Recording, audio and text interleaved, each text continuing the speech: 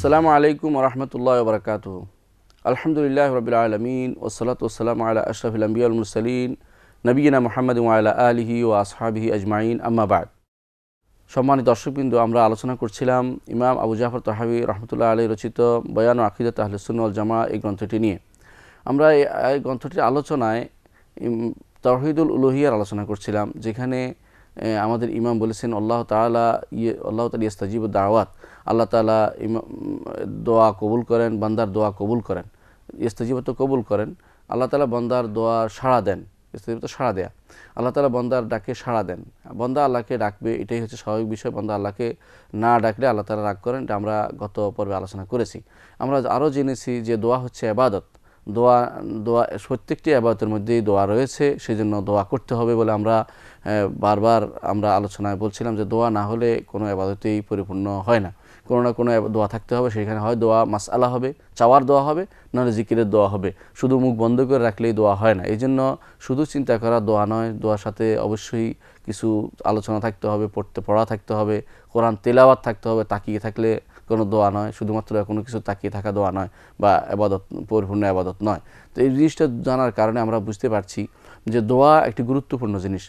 গত পর্বে আমরা বলেছিলাম যে কারো সন্দেহ আছে যে দোয়া এবং তাকদীরের মধ্যে কি বিরোধ আছে কিনা, যে যদি তাকদীর নির্ধারণ হয়ে থাকে দোয়া কী জন্য করব। হ্যাঁ, এটা আমরা গত পর্বে আলোচনা করেছিলাম। বলেছিলাম যে না, তাকদীরের মধ্যেই লেখা আছে যে লোকটি দোয়া করতে সমর্থ হবে, সেই জন্য তাকে এই জিনিসটা দেয়া হলো।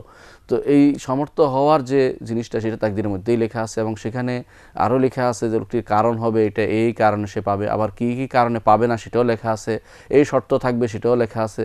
তাকদীর একটি পরিপূর্ণ জিনিস, সেখানে কোনো এক জিনিস লেখে, কোনো এক দুইটা জিনিস লেখে অন্য দুইটা জিনিসকে বাদ দেওয়া হয়েছে এরকম কিছু নয়, বরং তাকদীর পরিপূর্ণ জিনিস হওয়ার কারণে তাকদীরের মধ্যে কারণ এবং শর্ত এবং বাধা নিষেধ সবই লেখা আছে। সেই হিসাবে আমরা বলতে পারি যে তাকদীরের এই পরিপূর্ণতার কারণে তাকদীর এবং দোয়ার মধ্যে কোনো বিরোধ নেই।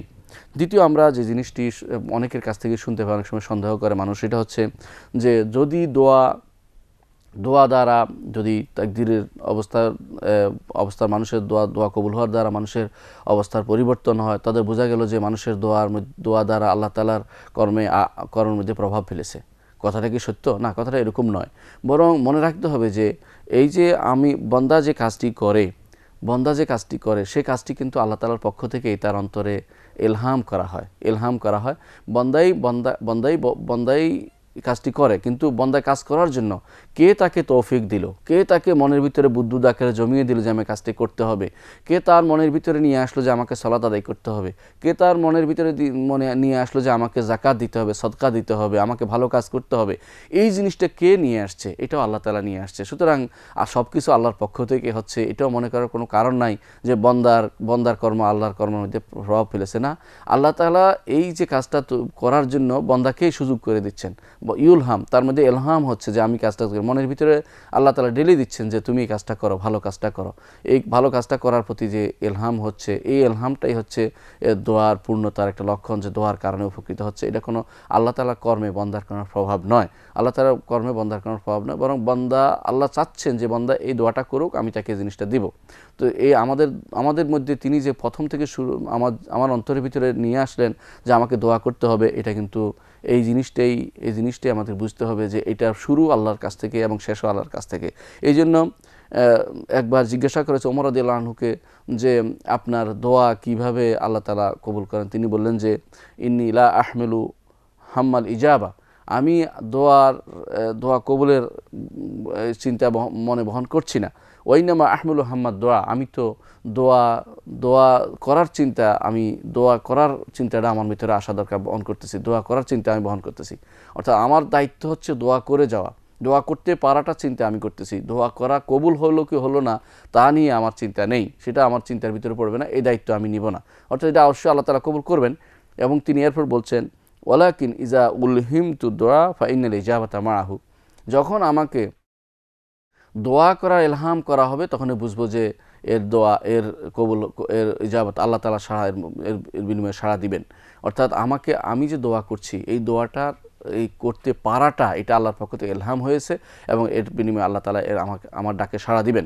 কারণ কোরআনে কারিমে আল্লাহ তাআলা বলেছেন যে ওয়াইজা সাআলাকা ইবাদি আন্নী ফাইন্নী করিব উজিবু দাওয়াতাদ দাঈ ইযা দাআনি, যে আমার বান্দা যখন আমার কাছে চায় তখন আমি তাকে আমি তার ডাকে, যখন আমার কাছে কোনো কিছু আমার কাছে দোয়া করে আমি তার ডাকে সাড়া দিই, যখন সে আমার কাছে কোনো কিছু আমাকে আহ্বান করলে আমি তার ডাকে সাড়া দিই।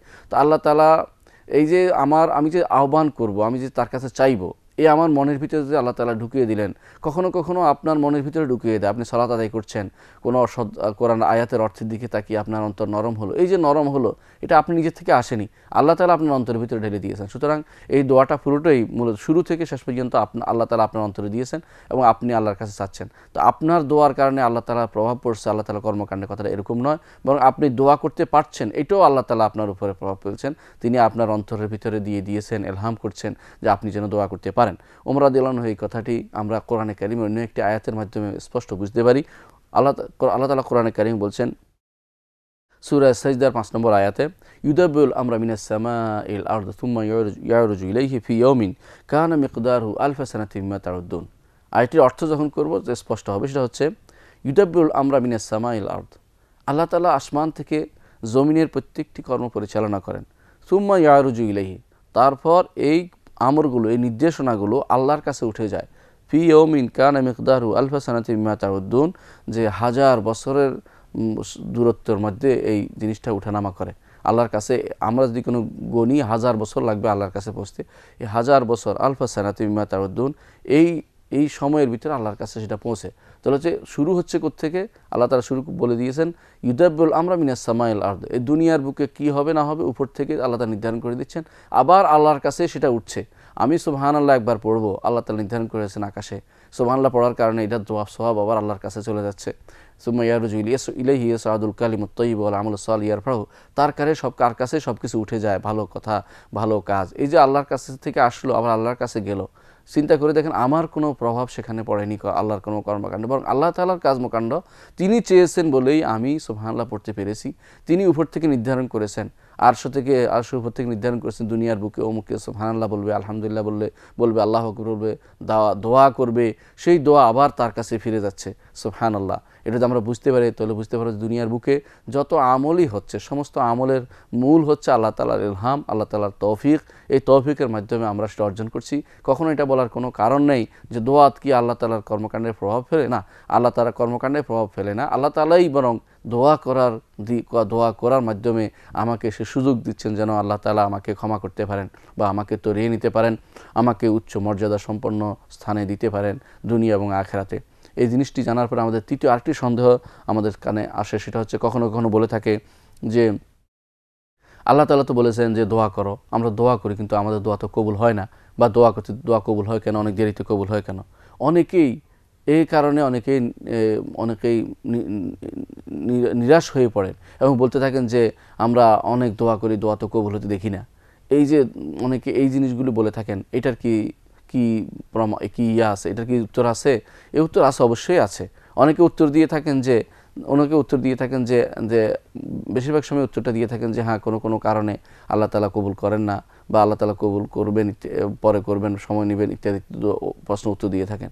আমরা শুধু এটাই বলবো যে দোয়া অবশ্যই কবুল হবে, সে কবুল হওয়ার সুরত কি সেটা ভিন্ন কথা, দোয়া অবশ্যই কবুল হবে।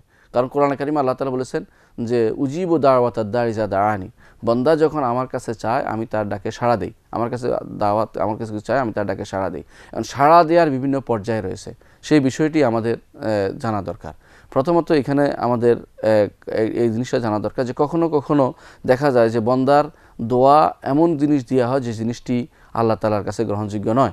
এই জন্য হাদিসে আছে রাসূলুল্লাহ সাল্লাল্লাহু আলাইহি ওয়াসাল্লাম বলেছেন যে ইউস্তাজাবু লিল আবদে মা লাম ইয়াদার বি ইসমিন আও কাতিয়াতি রাহমিন মা লাম ইস্তাজিল, বান্দার দোয়া আল্লাহর দরবারে কবুল হয় যতক্ষণ না সে কোনো গুনার দোয়া করে। কেউ যদি গুনার দোয়া করে আল্লাহ তাআলা সেটা কবুল করেন না, অথবা মা লাম ইয়াদুর বি ইসমিন আও কাতিয়াতি রাহমিন, অথবা আত্মীয়তার সম্পর্ক বিনষ্ট করার জন্য সে দোয়া করে, এই দোয়া আল্লাহ তাআলা কবুল করেন না। মা লাম ইস্তাজিল, হ্যাঁ, যতক্ষণ না ইস্তেজাল করে, ইস্তেজাল করলে আবার আল্লাহ দোয়া কবুল করেন না। ইস্তেজাল কি? কিলা ইয়া রাসূলুল্লাহ, আমার ইস্তেজাল, রাসূলুল্লাহ সাল্লাল্লাহু আলাইহি ওয়াসাল্লামকে জিজ্ঞাসা করা হলো, ইয়া রাসূলুল্লাহ, ইস্তেজাল মানে দ্রুত করার কি অর্থ? দ্রুত করার অর্থ হচ্ছে বান্দা বলবে, ইয়াকুলু দাআউতু ফালাম ইস্তাজিব লি, আমি অনেক দোয়া করেছি, আল্লাহ তো আমার দোয়া কবুল করলো না। ফায়াতাহাসসারু ইনদা যালিকা ওয়াদউ দোয়া, এই জন্য সে আফসোস করতে থাকে এবং দোয়া ছেড়ে দেয় এবং সে নিরাশ হয়ে পড়ে। তখন আল্লাহ তাআলা তার দোয়া কবুল করেন না। তাহলে বোঝা গেল দোয়া না কবুল করার পিছনে কিছু কারণ হচ্ছে। 1 নম্বর কারণ হচ্ছে যে গুনার দোয়া করা যাবে না। 2 নম্বর হচ্ছে যে কোনো কাতিয়াতে রাহেম, অর্থাৎ আত্মীয়তার সম্পর্ক বিনষ্ট করার জন্য দোয়া করা যাবে না। তৃতীয় হচ্ছে যে ইস্তেজাল করা যাবে না, দ্রুত কামনা করা যাবে না। আল্লাহ তাআলা বলছেন যে ইজা সাআলাকা ইবাদি আন্নী ফাইন্নী করিবুন উজিবু দাওয়াতাদ দাঈ ইযা দাআনি, বান্দা যখন আমার কাছে চায় আমি তার ডাকে সাড়া দেই। তার ডাকে সাড়া দেই, এটা বলেন নাই যে আমি সাথে সাথে সাড়া দিই। কখনো কখনো আল্লাহ তাআলা চান যে বান্দা আমাকে আরও ডাকুক, আমার তার ডাকতে সুন্দর ভালো লাগে, তার ডাক আমার কাছে বেশি প্রিয়, হয়তো এটা হতে পারে। এই জন্য আল্লাহ তাআলা চান তার ডাক আরও বেশি দিন চলুক, আমি সময়, অথবা তিনি চান সময় আসুক যে সময় তিনি আল্লাহ তাআলা তাকে দান করবেন। সুতরাং তাড়াতাড়ি করা যাবে না, এর কারণে আল্লাহ তাআলা কখনো কখনো কবুল করেন না। এর উত্তরে আমরা স্পষ্টভাবে বলতে পারি যে কখনো কখনো এর বিভিন্ন কারণ, যে সমস্ত কারণে দোয়া কবুল হতে দেরি হয়, তার মধ্যে 1 নম্বর হচ্ছে যে আল্লাহ তাআলা আসলে দোয়া কবুল করবেন বলেছেন, কিন্তু দোয়াতে ছাড়া দিবেন বলেছেন। প্রথমে বলেছেন যে সরাসরি কবুল করবেন, সেটা কিন্তু বলেননি। যা চায় তাই দিবেন, এটা দিলে অনেক সময় বান্দার ক্ষতি হতে পারে। কারণ কাল্লা ইন্নাল ইনসানা লা ইয়াতগা আর রাআহু ইসতাগনা, সমস্ত মানুষের ধনী হতে চায়, সমস্ত মানুষের চায় অমুখাপেক্ষী হয়ে যেতে, কিন্তু আল্লাহ তাআলা কোরআনে কারীম বলে দিয়েছেন কাল্লা, কখনো নয়, ইন্নাল ইনসানা লা ইয়াতগা আর রাআহু ইসতাগনা, মানুষ তো সীমা লঙ্ঘন করে যখন সে যখন সে দেখে সে অমুখাপেক্ষী হয়ে গেছে। বেশিরভাগ মানুষই অমুখাপেক্ষী হলে সীমা লঙ্ঘন করে, আর যখন তার আল্লাহর প্রতি মুখাপেক্ষিতা থাকে তখনই সে আল্লাহ তাআলার কাছে বিনয়ী থাকে, নত থাকে। এই জন্য বড় বড় লোকেরা বেশিরভাগ সময় সীমাহীন উদ্ধত্ত দেখায় আল্লাহর প্রতি, মানুষের প্রতি, সৃষ্টজীবের প্রতি, কারণ তারা আল্লাহ তাআলার থেকে অমুখাপেক্ষী হয়ে গেছে। সুতরাং বোঝা যায় যে কখনো কখনো আল্লাহ তাআলার ডাকে সাড়া দিবেন বলেছেন, কিন্তু সরাসরি কবুল করবেন বলেন নাই। কোনো কোনো দোয়া আল্লাহ তাআলা ইচ্ছা করে কবুল করেন না, বরং কবুল করেন না, সময় লাগান, যে দেখেন তাকে অন্যভাবে তাকে সেটা পুষিয়ে দেন। এই জন্য কোরআনে কারিমে যে আয়াতটি এসেছে যে আমি তার ডাকে সাড়া দেই, সাড়া দেওয়ার অর্থ কবুল করা নয়, বরং আল্লাহ তাআলা চাচ্ছেন যে তার ডাকে বিভিন্নভাবে সাড়া দিবেন। এই জন্য অন্যভাবে তার ডাকে সাড়া দিবেন, সেটা ভিন্নভাবে হতে পারে। এই জন্য দেখেন রাসূলুল্লাহ সাল্লাল্লাহু আলাইহি ওয়াসাল্লাম বলেছেন, ইয়ানজিলু রাব্বুনা ফি কুল্লি লাইলাতিন ইলা সামাইদ দুনিয়া, আমাদের রব প্রতি রাত্রিতে আসমান দুনিয়ার আকাশে নেমে আসেন। ফায়াকুলু মান ইয়াদউনি ফাআস্তাজিবা লাহু, এমন কে আছে যে আমাকে ডাকবে, আমি তার ডাকে সাড়া দিব বলেছেন। মান ইয়াসআলুনি ফাউতিয়াহু, যে আমার কাছে চাইবে আমি তাকে দান করব। মান ইয়াস্তাগফিরুনি ফাআগফিরা লাহু, কে আমার কাছে ক্ষমা চাইবে আমি তাকে দান করব, আমি তাকে ক্ষমা করে দেব। এখানে 3টি শব্দ বলেছেন রাসূলুল্লাহ সাল্লাল্লাহু আলাইহি ওয়াসাল্লাম, এখানে 3টি শব্দ বলেছেন। একটি হচ্ছে কেউ ডাকলে তার ডাকে সাড়া দিবে, অর্থাৎ এটা বেশি ব্যাপক, যে কোনোভাবে ডাকে হোক। দ্বিতীয়ত হচ্ছে কেউ আমার কাছে সরাসরি চাইবে, এই জিনিসটা দেন তাকে তাকে দান করি। মান ইয়াস্তাগফিরুনি ফাআগফির লাহু, কেউ ক্ষমা চাইবে আমি তাকে ক্ষমা করে দেব। এখানে আমভাবে ব্যাপকভাবে বলা হচ্ছে যে প্রথমে ডাকে সাড়া দিব, সাধারণ ডাকে, তারপরে চাইলে দিব, তারপরে ইস্তেগফার, আরও বিশেষ সুনির্দিষ্ট যে শুধুমাত্র ক্ষমা চাইলে ক্ষমা করে দিব, আর কিছু জিনিস চাইলে তাকে দেব, আর ব্যাপক অর্থে যখনই ডাকবে তখনই সাড়া দেব। তো 3 পর্যায়ে রয়েছে। এই 3 পর্যায়ে আমরা দেখতে পাই যে 3 পর্যায়ের জিনিসই আল্লাহ তাআলা দেন বান্দাকে। কখনো কখনো ব্যাপক ডাকে তার সাড়া দেন, কখনো কখনো তার চাওয়া জিনিস, প্রার্থিত জিনিস দেন, কখনো কখনো তার ক্ষমা চাইলে ক্ষমা করে দেন। সুতরাং 3টে জিনিস আল্লাহ তাআলা দেন। এখানে কোরআনের আয়াতে আসছে উদুনি আস্তাজিব লাকুম, আমাকে ডাকো আমি তোমাদের ডাকে সাড়া দেব। সাড়া দেওয়ার অর্থ শুধু দেয়া নয়, শুধু চাওয়া দেওয়া নয়, সাড়া দেওয়ার অর্থ যে কোনোভাবে তিনি সাড়া দিতে পারেন, তার দোয়া কবুল করতে পারেন, তার গুনাহ ক্ষমা করে দিতে পারেন, তাকে আখিরাতে দিতে পারেন। এভাবে আল্লাহ তাআলা বিভিন্নভাবে তাকে সাড়া দিয়ে থাকেন। এর একটা উত্তর। দ্বিতীয় উত্তর হচ্ছে এটা যে কখনো কখনো মানুষ বান্দা মনে করে যে আমি আল্লাহর কাছে চাইলেই আল্লাহ আমাকে এই জিনিসটা দিবে, কিন্তু হাদিসে আছে রাসূলুল্লাহ সাল্লাল্লাহু আলাইহি ওয়াসাল্লাম বলেছেন যে হ্যাঁ, এই জিনিসটা দেয়া তার জন্য এই জিনিসটাই দিতে হবে এরকম নয়, বরং ভিন্ন জিনিসও আল্লাহ তাআলা তাকে দিবেন। আল্লাহ তাআলা তাকে ভিন্ন জিনিস দিয়ে সেটা তাকে পুষিয়ে দিবেন। যেমন হাদিসে এসেছে রাসূলুল্লাহ সাল্লাল্লাহু আলাইহি ওয়াসাল্লাম বলেছেন, মা মিন রাজুলিন ইয়াদউল্লাহ বিদাওয়াতিন লাইসা ফিহা ইসমুন ওয়ালা কাতিয়াতু রাহিমিন ইল্লা আতা আল্লাহু বিইহদা সালাসা খিসাল। যে কোনো লোকেই আল্লাহর কাছে এমন কোনো দোয়া করবে যাতে কোনো গুনার কথা নেই, যাতে কোনো আত্মীয়তা সম্পর্ক ছিন্ন করার কথা নেই, তাকে আল্লাহ তাআলা তিনটি জিনিসের একটি দান করবেন। তিনটি জিনিসের একটি দান করবেন। এক নম্বর হচ্ছে ইম্মা ইউআজ্জিল লাহু দাওয়াতাহু আও ইউদাখির লাহু মিনাল খাইর মিসলাহা আও ইউসরিফু আনহু মিনাশ শাররি মিসলাহা। ইম্মা ইউআজ্জিল লাহু দাওয়াতাহু, হয়তো দ্রুত যে জিনিস সে চাইছে সেই জিনিসটা তাকে দিবে, তার দাবি দাওয়া অনুসারে তাকে দিবে, যে আল্লাহ আমি এটা চাই, এটা তাকে দিল, অথবা তার ডাকে সাড়া দিল সরাসরি।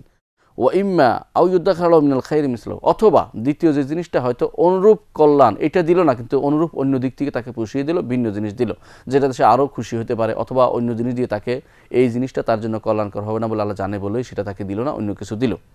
আও ইউসরিফু আনহু মিনাশ শাররি মিসলাহা, অথবা তার দোয়ার কারণে আল্লাহ তাআলা তাকে তাকে এরকম খারাপ বিভিন্ন জিনিস, অনুরূপ যে জিনিসটা সে পাইলে খুশি হতো এরকম তার যে জিনিসটা দ্বারা ক্ষতিগ্রস্ত হবে জিনিস আছে, ওইরকম ক্ষতিগ্রস্ত জিনিস থেকে তাকে দূরে সরিয়ে রাখলো, যাতে করে সে ক্ষতিগ্রস্ত না হতে পারে। ধরুন আপনি দোয়া করলেন, আল্লাহ আমাকে আপনি সুস্থ করে দেন, আল্লাহ তাআলা আপনাকে সুস্থ করে দিলেন, আপনার আপনার যে কোনো সাধারণ রোগ হয়েছে সেখান থেকে আপনি সুস্থ করে দিলেন, আল্লাহ তাআলা এটা করতে পারেন। অথবা আল্লাহ তাআলা আপনাকে সাথে সাথে সুস্থ না করে দিয়ে আপনি বললেন, আল্লাহ তাআলা বললেন যে না, আমি তাকে এর বিনিময়ে দুনিয়াতে শাস্তি কিছু কষ্ট দিয়ে তাকে আমি গুনাহ ক্ষমা করে নিব, এটাও হতে পারে। অথবা আল্লাহ তাআলা চাচ্ছেন যে আপনার এই সাধারণ রোগটা থেকে দিয়ে আপনাকে বড় রোগ থেকে ফিরিয়ে রাখবেন, অর্থাৎ ক্যান্সার বা এই জাতীয় বড় রোগগুলো থেকে আপনাকে ফিরিয়ে আপনাকে সাধারণ রোগ দিয়ে কোনো রকম আল্লাহ তাআলা মুক্ত করে দিলেন। তাহলে দোয়া আপনার কোনো ক্ষতির কিছু কারণ হয়নি। দোয়া দ্বারা হয় তিনটার একটা হবেই, হয় সাথে সাথে আপনাকে দিবেন, নয় আপনাকে এরকম কিছু কল্যাণ আপনার জন্য জমা করে রাখবেন, না আল্লাহ তাআলা আপনার থেকে চেয়ে কঠিন কোনো বিপদ আপনার থেকে সরিয়ে দিবেন, খারাপ জিনিস যে তা সরিয়ে দিবেন। তাহলে এটা দ্বারা বোঝা গেল যে দোয়া কোনোভাবেই দোয়াতে কবুল হয়নি এমন কথা বলার কোনো সুযোগ নেই। দোয়া অবশ্যই কবুল হবে, সেটার কবুলের বিভিন্ন ধরন আছে, কখনো সরাসরি দিবে, কখনো অনুরূপ কিছু আল্লাহ তাআলা জমা করে রাখবে আখিরাতে, অথবা আল্লাহ তাআলা আপনাকে অনুরূপ খারাপ কিছু থেকে আপনাকে মুক্ত করে দিবেন। সাহাবায়ে কেরাম বললেন, ক্বালু ইয়া রাসূলুল্লাহ ইযা নুকসির, তাহলে আমরা খুব বেশি বেশি দোয়া করব। ক্বালা আল্লাহু আকসার, তা আল্লাহ রাসূলুল্লাহ সাল্লাল্লাহু আলাইহি ওয়াসাল্লাম তখন বলেন, আল্লাহ তাআলা বেশি দাতা, তোমরা যত দোয়া করবে তোমরা মনে করো না দোয়া করতে করতে আল্লাহ তাআলার ভান্ডার শেষ করে ফেলবেন, তা নয়, যত দোয়া করবে আল্লাহ তাআলার ভান্ডার থেকে ততই তিনি তোমাকে দান করবেন। তৃতীয় যে এই উত্তর আছে এই প্রশ্ন, সেটা হচ্ছে যে আল্লাহ তাআলা দোয়া কবুল করবেন, দোয়া ডাকে সাড়া দিবেন বলেছেন, ডাকে সাড়া দিবেন আল্লাহ তাআলা, কিন্তু কখনো কখনো কিছু শর্ত থাকে, কখনো কখনো কিছু মাওয়ানের থাকে, সেগুলো পূর্ণ হতে হয়। শর্ত হচ্ছে যে যেমন এই কাজের জন্য আমি দোয়া করছি আল্লাহ আমাকে একটা পুত্র সন্তান দান করেন, শর্ত হচ্ছে অবশ্যই বিয়ে করতে হবে, অবশ্যই স্ত্রীর কাছে যেতে হবে, এটা শর্ত। আরেকটি হচ্ছে যেমন আপনি দোয়া করলেন যে আল্লাহ তাআলা আমাকে এই জিনিসটা দান করেন, কিন্তু মাওয়ানে আছে, বাধা আছে, সেই বাধাগুলি আপনাকে দূর করতে হবে। সুতরাং বোঝা গেল যে আল্লাহ তাআলা সাধারণভাবে দোয়াগুলি কবুল করেন, কিন্তু আপনার কোনো শর্ত পূরণ না হওয়ার কারণে অথবা কোনো বাধা থাকার কারণে সেই দোয়া কবুল হচ্ছে না বা কবুল হতে দেরি হচ্ছে, কিন্তু তার বিপরীতে আল্লাহ তাআলা আখিরাতে আপনাকে সেটা পুষিয়ে দিবেন, অথবা অকল্যাণ আপনার থেকে দূর করে দিবেন, সেটা আমাদের বোঝা দরকার। তো আল্লাহ তাআলা দোয়া কবুল করেন, এটাই আমাদেরকে বিশ্বাস করতে হবে। কখনো দোয়া দেরি হওয়ার কারণে বলার কোনো কারণ নেই যে আল্লাহ তাআলা দোয়া কবুল করছেন না, বা কেন কোরআন আয়াতের বিরোধী হচ্ছে কিনা, এটা বলার কোনো সুযোগ নেই। আরেকটি সন্দেহ খুব বেশি মাঝে মানুষের মধ্যে প্রসার লাভ করে, সেটা হচ্ছে যে আল্লাহ তাআলা দোয়ার কথা বলেছেন কোরআনে কারীম বিভিন্ন জায়গাতে, আবার বারবার দোয়াগুলি কেন করি আমরা? সেই দোয়াগুলি একই দোয়া আমরা অনেকবার করে থাকি। যেমন সূরা ফাতিহাতে আমরা দোয়া করি ইহদিনাস সিরাতাল মুস্তাকিম, আল্লাহ তাআলা আমাদেরকে সিরাতুল মুস্তাকিম দান করেন, এই দোয়াটা আমরা বারবার করে থাকি। এটা একটা ব্যাপক জিজ্ঞাসা এবং অনেক সময় আমরা করে থাকি যে কেন এত দোয়া করি, এত দোয়া করার কী কারণ থাকতে পারে, এই দোয়া দ্বারা আমাদের কী লাভ হতে পারে। কেউ কেউ বলে থাকেন যে এ দোয়ার অর্থ দুইটা, একটি হচ্ছে আল্লাহ আমাকে হেদায়েতের উপর স্থায়ী করুন, যাতে করে আমি কখনও এখান থেকে দূরে সরে না যাই। কেউ বলেন যে আল্লাহ আমাকে হেদায়েত বাড়িয়ে দিন, এটা হতে পারে, হেদায়েত আরও বাড়িয়ে দিন। এই দোয়া এই জবাব কেউ কেউ দিয়েছেন যে বারবার হেদায়েত, হ্যাঁ এটা ইমাম ইবনুল কাইয়িম রাহমাতুল্লাহ তার কিতাবে উল্লেখ করেছেন যে একটি সময় মানুষের মধ্যে পার হয়ে আসে, মানুষ সেই সময়ে যে কাজগুলোই করেছে সেগুলো যেন হেদায়েতের উপর থাকে, বর্তমান সময়ের জন্য সে হেদায়েতের উপর থাকে, ভবিষ্যতে যেন বিভিন্ন সময় কর্মকাণ্ড হবে সেগুলো যেন তার হেদায়েত মোতাবেক হয়, সেজন্য সে দোয়া করে থাকে। এটা ইহদিনাস সিরাতাল মুস্তাকিম, বারবার আমি দোয়া করি আল্লাহ আমাকে আমার পূর্ববর্তী কাজে হেদায়েতের উপর রাখবে, বর্তমানে রাখবে, ভবিষ্যতে আমাকে হেদায়েতের উপর রাখবে। কিন্তু এর বাইরে কিছু জিনিস আছে যে জিনিসগুলো হেদায়েতের উপর গুরুত্বপূর্ণ জিনিস, সেটা হচ্ছে যে 5টি জিনিস আপনার দ্বারা পূর্ণ হবে, সেটা হচ্ছে ইহদিনাস সিরাতাল মুস্তাকিম। যখন আপনি যাচ্ছেন আল্লাহ আমাকে সিরাতাল মুস্তাকিমের হেদায়েত দিন, অর্থ হচ্ছে আপনি ভালো করে জেনে নেবেন যে আপনার আপনি জানবেন যে কোনটা আপনার উপকারী হবে কোনটা উপকারী হবে না, আপনি জানবেন, এই জ্ঞানটা আল্লাহ তাআলা যেন আপনাকে দেয়। দ্বিতীয়ত, আপনি ভালো করে ভালো কাজ করা এবং খারাপ কাজ পরিত্যাগ করার উপর আপনার দৃঢ় ইচ্ছা, এটা যেন আল্লাহ তাআলা আপনাকে দেন। তৃতীয়ত, আপনার খারাপ কাজ করা থেকে দূরে থাকা, ভালো কাজ করার যে ক্ষমতা, সেই ক্ষমতা যেন আল্লাহ আপনাকে দেন। হেদায়েতের উপর যেন আপনি স্থায়ী থাকেন। চতুর্থত, পঞ্চমত, আপনি জান্নাতের পথে যেন যেতে পারেন। এই 5টি জিনিস আপনি চাইলেন। যখনই আপনি বলেন ইহদিনাস সিরাতাল মুস্তাকিমের অর্থ হচ্ছে আপনি আল্লাহর কাছে চাচ্ছেন, আল্লাহ আমাকে যেই কাজ করলে জান্নাতে যেতে হবে সেটা জানাও, এবং যেই দৃঢ় প্রতিজ্ঞ থাকলে আমি ভালো কাজ করতে পারবো, খারাপ কাজ দূরে থাকবো, সেটা দাও। তৃতীয়ত, আমাকে সেই ক্ষমতা দাও যে ক্ষমতা দিয়ে আমি ভালো কাজ করতে পারবো, খারাপ কাজ দূরে থাকবো। চতুর্থত, আমাকে ভালো কাজ করার জন্য আমাকে ভালো হেদায়েতের উপর আপনি দৃঢ় রাখুন। পঞ্চমত, আমাকে জান্নাতের পথে আপনি আমাকে জান্নাতের পথ দেখান, এই পথ থেকে আমি যেন কখনো দূরে সরে না যাই। তাহলে ইহদিনাস সিরাতাল মুস্তাকিম বারবার চাওয়ার পরে, যে কোনো দোয়া বারবার করার পিছনে অনেকগুলো ফায়দা থাকতে পারে আমাদের, সেটা আমাদের জানা দরকার। সুতরাং সবসময় আমাদেরকে দোয়া করতে হবে বেশি বেশি করে, এবং দোয়াই ইবাদত, এই জিনিসটা আমাদের সবসময় মাথা রাখতে হবে। আজকের যে গুরুত্বপূর্ণ দার্স, সেখানে আমরা এটা জেনে নিলাম যে তাওহীদুল উলুহিয়া বা এবাদতের মধ্যে আল্লাহ তাওহীদ প্রতিষ্ঠার জন্য দোয়া একটি বড় মাধ্যম, এবং এই দোয়ার মাধ্যমে আমাদের এবাদতে তাওহীদ প্রতিষ্ঠা হবে। আল্লাহ আমাদেরকে বোঝার তৌফিক দান করুন। আসসালামু আলাইকুম রহমতুল্লাহি ওয়া বারাকাতুহু।